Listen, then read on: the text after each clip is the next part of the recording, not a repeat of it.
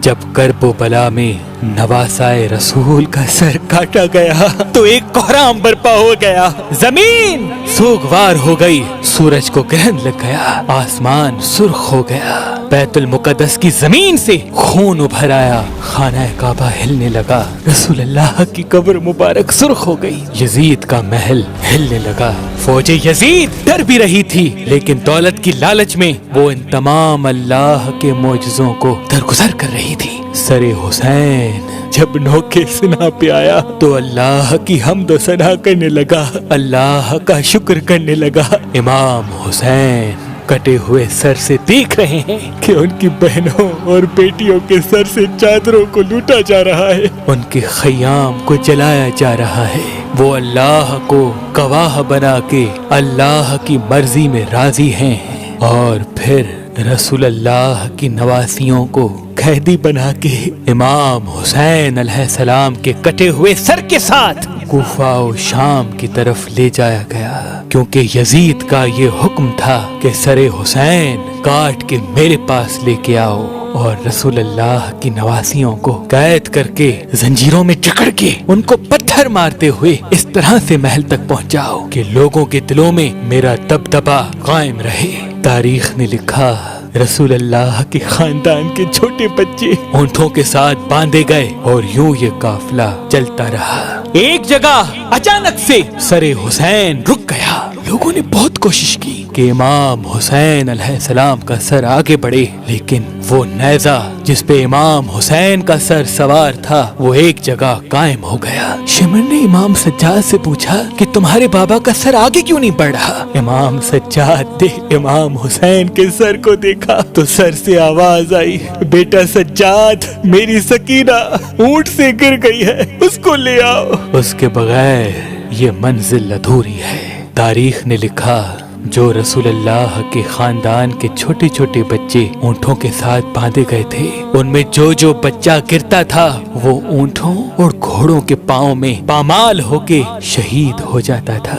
आज भी उन सादात की कब्रें कूफा और शाम के रास्ते में बनी हुई है। ये काफिला चल ही रहा था कि इतने में बारिश हो गई। फौजे यजीद ने देखा कि आसपास तो कोई शहर ही नहीं। दूर एक गिरजाघर उनको नजर आया। वो करीब गए और कहने लगे, हम वक्त के हाकिम के फौजी हैं, हम एक रात यहाँ आराम करेंगे। उस चर्च के पादरी ने जब उस काफिले को देखा कि बेपर्दा बीबियां हैं और एक नूरानी चेहरे वाला कैदी बीबियों के साथ जंजीरों में जकड़ा हुआ है और तमाम सर नौके नेज़ा पे सवार हैं, वो सरों पे नजर घुमाता रहा। कभी जॉन का सर देखे, कभी हुर का सर देखे, कभी कासिम का सर देखे, कभी अली अकबर का सर देखे। जब उस पादरी की निगाह अली असगर के छोटे सर पे पड़ी, वो चीख उठा और कहने लगा, ऐ लोगों, ये तो कुछ माँ का बच्चा है, इसने क्या जुर्म किया होगा कि इसका सर काट के नेज़े पे सवार किया। वो गुरूर और तकब्बुर में कहने लगे, ये हमारे बादशाह को बादशाह नहीं मानते और जो हमारे बादशाह यजीद को नहीं मानेगा उसका हश्र यही होगा। इतने में उसकी निगाह एक घोड़े पे पड़ी जिसकी जुल्फों से गाजी अब्बास अलमदार का सर बंधा था।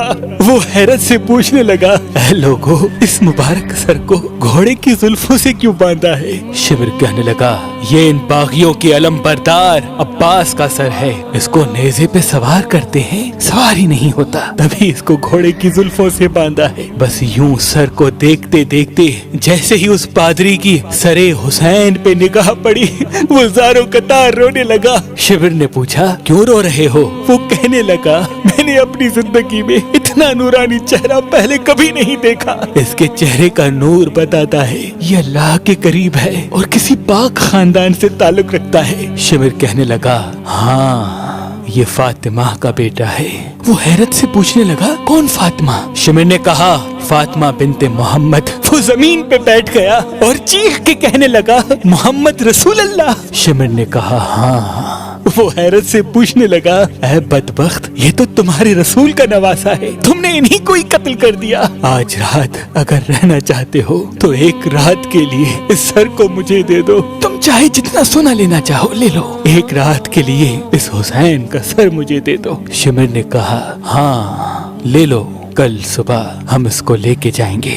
बस सरे हुसैन وہ جیسے ہی گرجا گھر لیके گیا تو اس چہرے سے ایک نور ابھرنے لگا۔ وہ گھٹنوں پہ بیٹھ کے زاروں قطار رو ہی رہا تھا۔ اتنے میں اس کی نابینا بیٹی قریب آ کے کہنے لگی، بابا آپ رو کیوں رہے ہیں؟ اس پادری نے کہا، اس سر کی زیارت کرو، یہ مقدس سر ہے۔ وہ نابینا اس کی بیٹی کہنے لگی، میں کیسے دیکھوں، میں تو آنکھوں سے اندھی ہوں۔ اس پادری نے کہا، اس مقدس سر کی زیارت کے لیے تم اللہ سے دعا مانگو، مجھے امید ہے اس سر کے صدقے اللہ تمہیں آنکھیں دے دے گا۔ بس وہ جیسے ہی دست ادب کو جوڑ کے اللہ سے دعا مانگنے لگی تو امام حسین کے چہرے سے نور ابھر کے اس نابینا عورت کی آنکھوں میں ٹھہر گیا اور یوں وہ دیکھنے لگی، خوش ہونے لگی۔ وہ بھی گھٹنوں پہ گر کے زاروں قطار رونے لگی اور اپنے بابا سے کہنے لگی، بابا اس سر کے معجزے سے تو میری آنکھیں صحیح ہو گئیں۔ یہ کیسے بدبخت لوگ ہیں جو ان ہستیوں کے سر کو کاٹ کے آئے ہیں۔ بس وہ روتے رہے